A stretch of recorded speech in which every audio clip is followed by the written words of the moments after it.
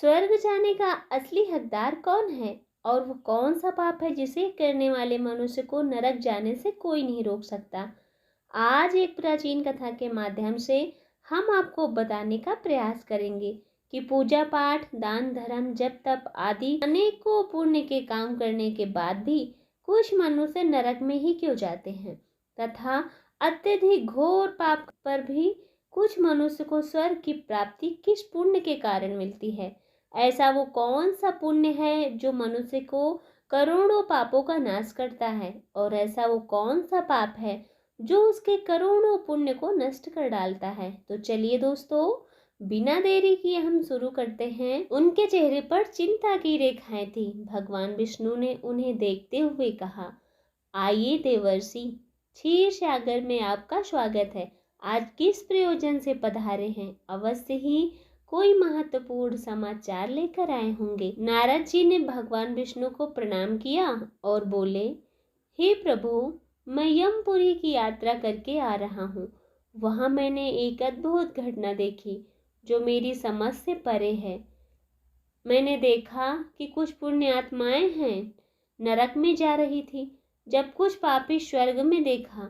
ये देखकर मुझे बहुत आश्चर्य हुआ। कृपया मुझे बताएं कि कौन नरक जाता है और कौन स्वर्ग जाता है, ये कैसे तय होता है? भगवान विष्णु क्षीर सागर में देवी लक्ष्मी के साथ शेषनाग की शैया पर विश्राम कर रहे थे। जल की लहरें शांत रूप से बह रही थी और आकाश में एक दिव्य शांति फैली थी। उसी समय देवर्षि नारद वहां उपस्थित हुए। भगवान विष्णु ने नारद की बात सुनकर मुस्कुराते हुए कहा, देवर्षि, संसार में कर्मों का फल मनुष्य के आंतरिक उद्देश्य और विवेक पर निर्भर करता है। कई बार जो प्रकट रूप से पुण्य दिखते हैं वे भी पाप हो सकते हैं।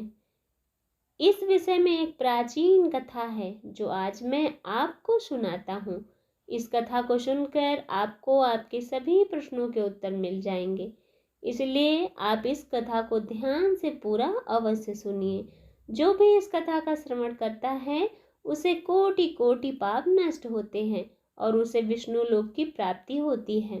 देवर्षि कहते हैं, हे प्रभु, आपके मुख से इस कथा को सुनना मेरा सौभाग्य है। मैं इस कथा को ध्यान से पूरा अवश्य सुनूंगा और इसका प्रचार भी करूंगा। फिर भगवान विष्णु नारद जी से कहने लगे कि हे देवर्षि, कथा सुनिए। ये कथा अत्यंत ज्ञानवर्धक है। इस कथा में मनुष्यों द्वारा किए जाने वाले पाप और पुण्य का वर्णन किया गया है तथा उसके आधार पर मिलने वाली सजाओं के बारे में बताया गया है। इसलिए प्रत्येक मनुष्य को ये कथा ध्यान पूर्वक सुननी चाहिए। आधा अधूरा ज्ञान घातक होता है। इसलिए दोस्तों, आप इस कथा को पूरा अवश्य सुनिए। तो चलिए हम आपको ये कथा सुनाते हैं। भगवान विष्णु कहते हैं, देवर्षि, पूर्व काल की बात है। मध्य देश के एक नगर में एक ही समय पर 5 मनुष्यों की मृत्यु हो जाती है। वे सभी मृत्यु के पश्चात यमलोक पहुंच जाते हैं। यमलोक पहुंचने पर वहां का दृश्य देखकर वे सभी भयभीत हो जाते हैं। उनका अंग अंग कांपने लगता है। यमलोक में विशाल काय आकार वाले यमराज स्वर्ण से बने सिंहासन पर विराजमान होते हैं। उनके पास चित्रगुप्त बैठे हैं, जिनके पास सभी प्राणियों का लेखा जोखा रखा हुआ है। यम के दूत प्राणियों को आगे धकेल रहे होते हैं। कुछ मनुष्य जोर जोर से विलाप कर रहे होते हैं। कुछ मनुष्य अत्यंत प्रसन्न होकर चल रहे होते हैं। स्वर्ग के द्वार से सुंदर प्रकाश दिखाई पड़ता है, तो वही नरक के द्वार पर धधकती हुई अग्नि की ज्वालाएं। इस भयानक दृश्य को देखकर वे पांचों एक दूसरे से बात करने लगते हैं और अपने अपने पापों के विषय में चर्चा करते हैं। उन पांचों में से 4 लोगों ने अपने जीवन में बहुत पाप किए होते हैं और उन सभी को ये जान पड़ता है कि वो चारों नरक में ही जाने वाले हैं। उन चारों में से एक चोर होता है, दूसरी वेश्या होती है, तीसरा विद्वान ब्राह्मण होता है और चौथा एक राजा का सैनिक तथा 5वां एक धनवान किसान होता है। वे पांचों अपने अपने कर्म फलों का भुगतान के लिए तैयार होते हैं। एक एक करके सभी पापी और पुण्य आत्माएं आगे चल रही होती हैं। चारों एक दूसरे के पाप कर्मों के बारे में बताने लगते हैं। सबसे पहले वो चोर बोलने लगता है। उसकी आवाज़ कांप रही होती है और उसके चेहरे पर गहरा पछतावा था। उसके गहरी सांस लेते हुए कहा, भाई, मेरा नाम हरिदास है। मैं जानता हूँ कि मैंने जीवन में बहुत सारे पाप किए।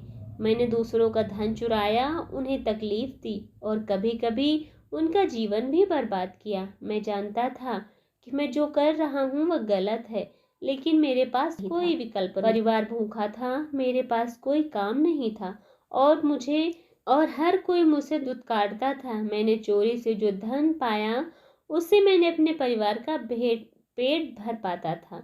मुझे इस बात का पछतावा है कि मैंने कितने लोगों को दुख पहुंचाया है। अब यमराज मुझे दंड देंगे। मुझे डर है कि मुझे नरक की यातनाएं झेलनी पड़ेंगी। ये कहते हुए हरिदास की आंखों से आंसू बहने लगे। उसकी आवाज थरथराने लगी और उसका चेहरा अपराध बोध से भर गया। इसके बाद कमलिनी, जो एक वेश्या थी, वो अपनी व्यथा व्यक्त करने लगी। उसकी आवाज में भी दर्द और ग्लानि थी। उसे गहरी उदासी के साथ कहा, मेरा नाम कमलिनी है। मैं जानती हूँ, शास्त्रों के अनुसार जो स्त्री कई पुरुषों से संबंध बनाती है उसे नरक में भेजा जाता है, लेकिन मैंने ये जानबूझकर नहीं किया। जब मैं छोटी थी, एक दुष्ट व्यक्ति ने मुझे जबरदस्ती उठाकर वेश्या बना दिया। मेरी इच्छा नहीं थी। मैं जीवन में जी पाऊंगी या नहीं, बस यही चाहती थी कि मैं किसी सम्मानजनक जीवन में होती, लेकिन मेरे पास कोई रास्ता नहीं था। मैंने न चाहते हुए भी सब कुछ सहा जो मेरे साथ हुआ। अब मुझे नहीं पता कि मेरे इन पापों का क्या परिणाम होगा। अब मुझे अगले जन्म में किस रूप में जन्म लेना पड़ेगा। मैं नरक जाने के लिए तैयार हूँ, क्योंकि मैंने जो कुछ किया उसकी कोई माफ़ी नहीं हो सकती। कमलिनी की आंखों से आंसू बहने लगे। उसकी आत्मा में गहरा दर्द था, मानो वह अपने पूरे जीवन का भार अपने कंधों पर महसूस कर रही हो। उसकी आंखों में वह पीड़ा झलक रही थी जिससे सालों तक छुपाए रखा था। फिर सूर्य केतु, जो राजा का सैनिक था, उसने बोलना शुरू किया। उसकी आवाज में भारी और उदासी थी, मानो उसे अपने जीवन के पापों का एहसास हो रहा हो। उसने दुख भरे स्वर में कहा, भाई, मेरा नाम सूर्य केतु है। हर चारों में से सबसे बड़ा पापी तो मैं हूँ। मैंने बहुत बड़े बड़े पाप किए हैं। मैं राजा का सिपाही था, इसलिए मैं लोगों पर जोर जबरदस्ती करता था। मैंने कितनों के प्राण लिए हैं, न जाने कितने मासूमों को सताया है, न जाने कितने निर्दोष लोगों को मेरे हाथ से दंड मिला है। यमराज मुझे कभी क्षमा नहीं करेंगे और मैं निश्चित ही नरक में जाऊंगा। लेकिन मैंने ये सभी पाप जानबूझकर नहीं किए। अपने प्राणों के भय से और परिवार के पालन पोषण के लिए मुझे ये पाप करने पड़े। महाराज, राजा जो कहता था उसका पालन हमें करना पड़ता था। राजा के विरुद्ध भला कोई साधारण मनुष्य कैसे जा सकता है। ये सभी पाप करते हुए मुझे अत्यंत दुख होता था। मैं जानता था कि ये पाप है, ये करने से मुझे नरक की प्राप्ति होती, किंतु परिवार के मोहवश होकर मैंने ये काम कर लिया। लेकिन पाप तो पाप होता है, पाप करके पश्चाताप करने से क्या फायदा। इसलिए मेरा नरक में जाना तो तय है। उसके बाद वो जो विद्वान पंडित था वो बोला, भाई, हम चारों में से सबसे बड़ा पापी तो मैं हूँ। तुम लोगों ने जो पाप किए वो तो जाने अनजाने में किए। ये किसी ने तुझसे जबरदस्ती कराया या मजबूरी में किए। मैं तो विद्वान था, मैं सब सत्य असत्य जानता था। मुझे सच और झूठ का ज्ञान था, लेकिन फिर भी मैंने धन के लोभ में या वश में आकर ये पाप किए। शास्त्र कहता है कि जो सब कुछ जानकर भी पाप करता है वह निश्चित ही नरक में गिरता है। मैंने अपने ज्ञान का दुरुपयोग किया। मैंने अपने ज्ञान का उपयोग लोगों की सहायता के लिए नहीं, बल्कि धन को कमाने के लिए का। मेरे घर की परिस्थितियां अत्यंत गरीब थी। मेरे पिता भिक्षा मांगकर गुजारा करते थे, लेकिन मैं अपने घर की गरीबी को दूर करने के लिए धन लेकर ज्ञान देने की चेष्टा की है। शास्त्र कहते हैं, जो विद्वान ब्राह्मण अपने ज्ञान का दुरुपयोग करता है उसे निश्चित ही नरक में जाना पड़ता है। मैंने लोगों को ज्ञान देने के बदले में उनसे धन लिया, किसी को मुफ्त में ज्ञान नहीं दिया। इसलिए अब आप चारों में से सबसे बड़ा पापी तो मैं हूँ, मुझे नरक में ही जाना है। इसके बाद चारों के चेहरों पर पश्चाताप की गहरी लकीरें दिखाई दे रही थी। सबकी आंखों से आंसू बह रहे। इन चारों की बात सुनकर महिपाल, जो एक घमंडी किसान था, हंसने लगा। उसके चेहरे पर घमंड और अहंकार साफ दिख रहा था। उसने ताना मारते हुए कहा, तुम चारों तो इतने बड़े पाप किए हो, तुम लोगों को नरक में जाना ही पड़ेगा। तुम लोगों ने घोर पाप किए हैं और इसलिए यमराज तुम लोगों को कभी माफ नहीं करेंगे। यहाँ पर मौजूद मैं ही अकेला सबसे अधिक पुण्यवान हूँ। मैं अपने जीवन में बहुत पूजा पाठ किया है, ब्राह्मणों को दान दक्षिणा दी है, मैंने मृत्यु से पूर्व गाय दान भी किया। अब मेरे सभी पुत्र पौत्री मेरी आत्मा की मुक्ति के लिए बड़े कार्यक्रम का आयोजन कर रहे हैं, मेरे लिए श्राद्ध दान दर्पण कर रहे हैं, यज्ञ कर रहे हैं। इसलिए मैं सबसे अधिक पुण्यवान हूँ। मेरी 3 पत्नियां और 10 पुत्र हैं। इतने लोग मेरी मुक्ति के लिए उपाय कर रहे हैं और मैं यहाँ अपने जीवन में कभी कोई पाप नहीं किया। जाने अनजाने में किए भी होंगे तो मेरे पुत्रों के श्राद्ध आदि के कार्यों द्वारा मेरे समस्त पाप नष्ट हो जाएंगे। मैं नित्य देव पूजा करता था, मंदिर जाता था, पर घर आए अतिथियों को भोजन कराता था। इसलिए मुझे पूरा विश्वास है कि यमराज मुझे नरक में नहीं डालेंगे। मुझे मोक्ष की प्राप्ति निश्चित ही है। फिर वे पांचों धीरे धीरे आगे बढ़ने लगे और फिर जब उनका समय आता है तो उन पांचों के पाप और पुण्य के कर्मों का मूल्यांकन किया जाता है। सबसे पहले बारी आती है हरिदास तथा हरिदास का हिसाब किया जाता है। सबसे पहले बारी आती है उस चोर की जिसका नाम हरिदास था। हरिदास का हिसाब किया जाता है। चित्रगुप्त ने उसके कर्मों का लेखा जोखा निकाला और यमराज ने उसका पाप पुण्य का मूल्यांकन किया। कुछ समय तक विचार करने के बाद यमराज ने निर्णय लिया, हरिदास को स्वर्ग मार्ग प्राप्त होगा। ये सुनकर हरिदास आश्चर्यचकित हो गया। उसकी आंखों में विश्वास नहीं हो रहा था कि उसे स्वर्ग का स्थान कैसे मिल गया।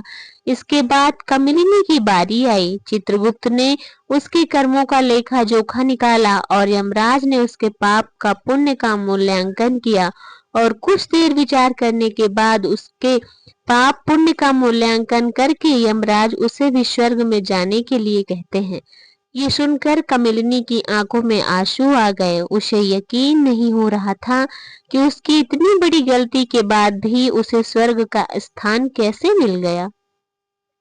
वो आभार भरी हुई बिना कुछ कहे स्वर्ग के द्वार की ओर चल पड़ी।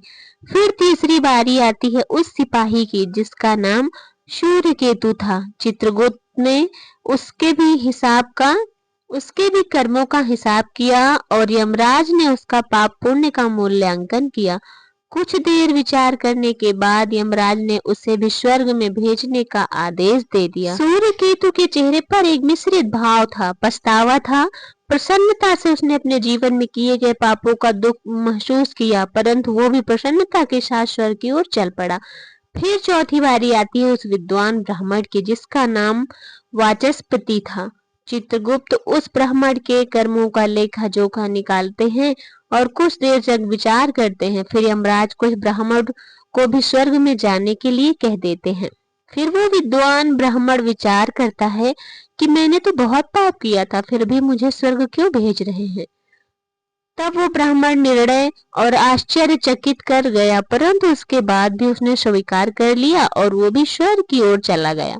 उन चार को स्वर्ग में जाता देखकर धनवान किसान बहुत दुखी और क्रोधित हो जाता है। वह सोचने लगता है कि ये कैसा न्याय है, इन पापियों को स्वर्ग जाने का मौका कैसे मिल रहा है।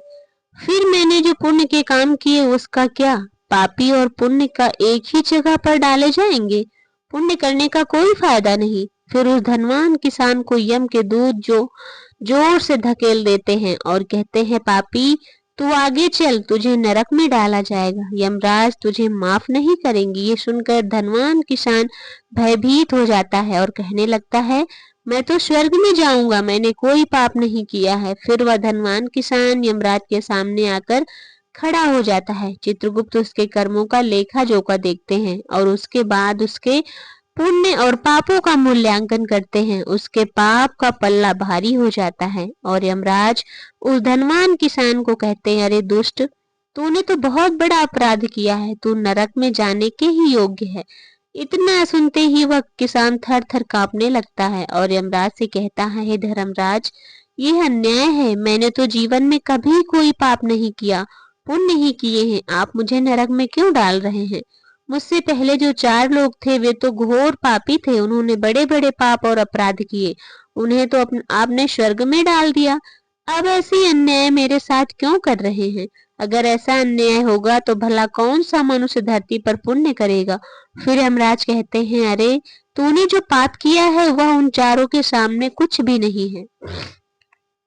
तेरे एक पाप के कारण तेरा सारा पुण्य नष्ट हो गया है। यदि तूने ये पाप नहीं किया होता तो तू स्वर्ग में जा सकता था, लेकिन तूने ये पाप जानबूझकर किया है, इसलिए तुझे नरक में अवश्य जाना होगा। राजा ने कहा, हरिदास ने अपने जीवन में चोरी की, परंतु उसकी कभी किसी गरीब या निर्धन व्यक्ति के घर चोरी नहीं की। वह केवल उन लोगों के घर चोरी करता था जो अमीर और अहंकारी थे। उसके द्वारा आप उसने अपने द्वारा चुराए गए धन का अधिकांश हिस्सा गरीबों और भूखों को भोजन कराने में खर्च कर दिया। हरिदास का हृदय दयालु और उसने अपने जीवन में कई भूखों को अन्न और पानी दिया है। उसके बाद यह पुण्य उसके पापों से बड़े शामिल होते हैं। मुझे उसे स्वर्ग का मार्ग प्राप्त हुआ। ये सुनकर महिपाल ने सिर झुकाया। उसकी आंखों में पछतावा दिखने लगा, लेकिन यमराज ने उसे अधिक समय दिए बिना आगे कहा, हे दुष्ट, वह कमलिनी वेश्या थी, परंतु उसने अपने पाप जानबूझकर नहीं किए, जबरन वेश्यावृत्ति में ढकेली गई थी। उसने अपने जीवन के अनन्य समय में पशु पक्षियों और बेसहारा जानवरों की सेवा की। उसने हर रोज पक्षियों को दाना डाला और घायल जानवरों की देखभाल की। उसकी आत्मा में करुणा थी और वह अपने पुण्य उसके जीवन के पापों से अधिक थे, इसलिए उसे भी स्वर्ग में स्थान मिला। फिर यमराज ने कहा, उस सूर्य केतु ने अपने जीवन में अनगिनत लोगों के प्राण लिए हैं, परंतु वह अपने राजा के आदेश का पालन कर रहा था। उसने कई बार अपनी आत्मा को ये समझाने की कोशिश की कि वो जो कर रहा है गलत है, लेकिन अपने परिवार की सुरक्षा और पेट पालने के लिए उसने ये काम किया, परंतु उसके बावजूद उसने कई बेसहारा लोगों की सहायता की। उसने कई बार गरीबों को भोजन कराया और अपने पापों का पश्चाताप भी किया। इसलिए उसके पुण्य उसके पापों से अधिक निकले और उसे स्वर्ग प्राप्त हुआ। महिपाल अब और अधिक शर्मिंदा हो गया। उसकी आंखों में पश्चाताप के आंसू थे, लेकिन यमराज ने उसे अंतिम निर्णय के लिए तैयार किया। यमराज ने कहा, उस ब्राह्मण ने अपने ज्ञान का दुरुपयोग किया था। उसने धन के लोभ में आकर अपने शास्त्रों के ज्ञान का व्यापार किया, परंतु उसने अपने जीवन में कभी किसी को मुसीबत में नहीं छोड़ा। उसने निर्धनों की सहायता की, गौ सेवा की और विद्या के माध्यम से कई लोगों का उद्धार किया। उसके ये पुण्य उसके पापों से बड़े थे, इसलिए उसे भी स्वर्ग का मार्ग प्राप्त हुआ। इतना सुनकर वो धनवान किसान बहुत बोलता है, हे धर्मराज, इन चारों ने जो भी किया पुण्य है, वह तो मैंने भी किए हैं, बल्कि उनसे ज्यादा किए हैं। फिर भी मैंने ऐसे कौन सा पाप किया जो मुझे नरक में भेजा जा रहा है? यमराज कहते हैं, दुष्ट, याद कर, तूने उस अबला विधवा नारी पर गलत लांछन लगाया था कि उसने तेरे घर पर चोरी की है, और इसके बाद ही तूने उसके ऊपर कई अन्य गलत लांछन लगाए थे। उसे व्यभिचारिणी और वेश्या कहकर उसके चरित्र का हनन किया था, और राजा ने उसे ये समझाकर उस समय अबला विधवा नारी को मृत्यु दंड दे दिया था। महिपाल, तुमने जीवन में कई पुण्य किए, परंतु एक पाप ने तुम्हारे सभी पुण्यों को नष्ट कर दिया।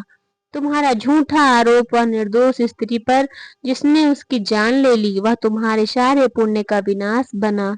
मनुष्य के पुण्य और पाप दोनों ही उसके कर्मों का फल होते हैं।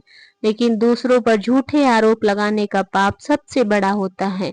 इसका प्रायश्चित भी नहीं होता, इसलिए तुम्हें नरक जाना होगा। अब महिपाल भयभीत हो गया। उसने कांपते हुए कहा, परंतु मैंने जानबूझकर ऐसा नहीं किया था। मुझे नहीं पता था कि मेरे इस आरोप से उसकी मृत्यु हो जाएगी।